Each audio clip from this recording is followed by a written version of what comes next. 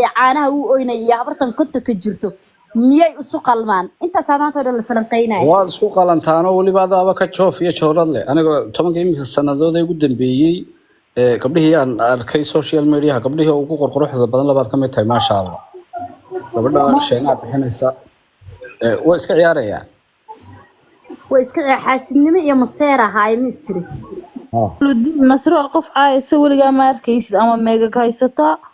ama muxuu meel xun ka caweynaysa ma fahanti ehlu ma arag nasro aytama samaarag habar yar dhuuxamaba ku arkeyninba meesha saarneed habu maqaarka la iga bixiyaan ku dhahay maqaarka ma fahanti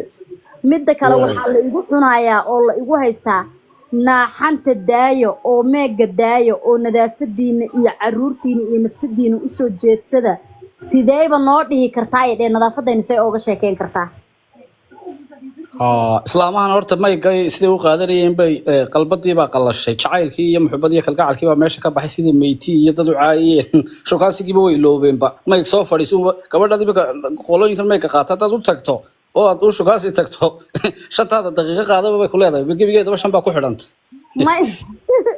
maya maxaa 5 daqiiqo ee qaadanaysaa warniyow naagahan luuqay ku wada jiraan waa maamooyin waayeel ah ee xididada soo bixiya ee markay hadlayaan candhuufta cishan karin waaye ma fahanti way maxaa la shukaansadaa ama maxaa luuq loo galaa qofka markuu arkay acuudu billahi min shaytaan rajiim iyo ayayuu ku agmaraaye markay halkan soo gashana ma aqaana waxay soo cabaan xaye iska soo dhigaan laakiin waa dareemaysaa habraan inay candhuufta geesaha ka wadaan qaar baa ilka lahaa qaara ilkala qofka markuu uu ilkala ayuu hadlay waa la dareemayaa ma ogtahay aliyada ka socoto aliyada ka socota qaar koodna intay barareen walaalo markay ay fariisanayaan kursiga ku fariistaan hatta salaadii lagu leeyahay xay uma dukan karaan waa inay kursi ku fariistaan way jajabeen qaar ba de handicap noqdo gaari laha kursi ku fariistaa oo de bulate oo kula jilbahan ka kicilaanay iyo maxaa dhahay say cunto iskugu waday dad u caayeysay luuqa ugu jirtay nolosheedii oo dhan baaba noqotay ma fahanti hadee nasranalka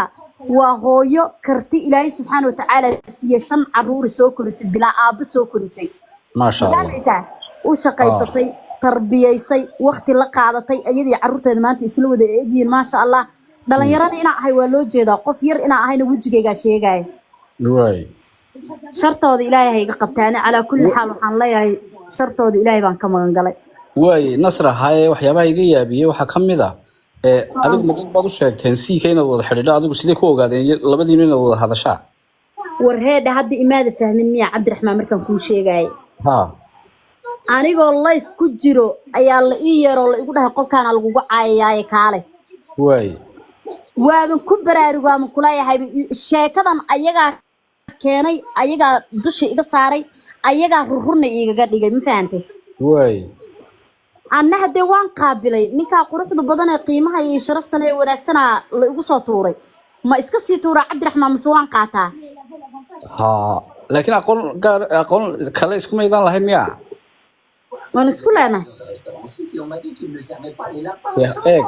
imika gabdhahan meesha noo saaray inta sawirkooga la qaato qof kale laguma soo dul dhajin karaa hadana aqoon isku lahayn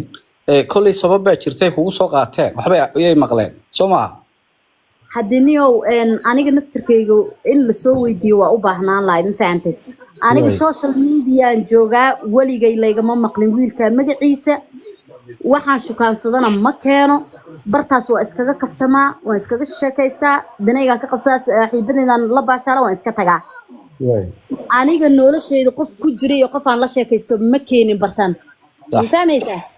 laakiin ma isdhihi kartaa walaalo way ila jeclaadeen ma isdhihi kartaa way maseereen marka jacaylkiina ka maseereen iyo joofkaaga iyo jooradaada gabdhahan dadkan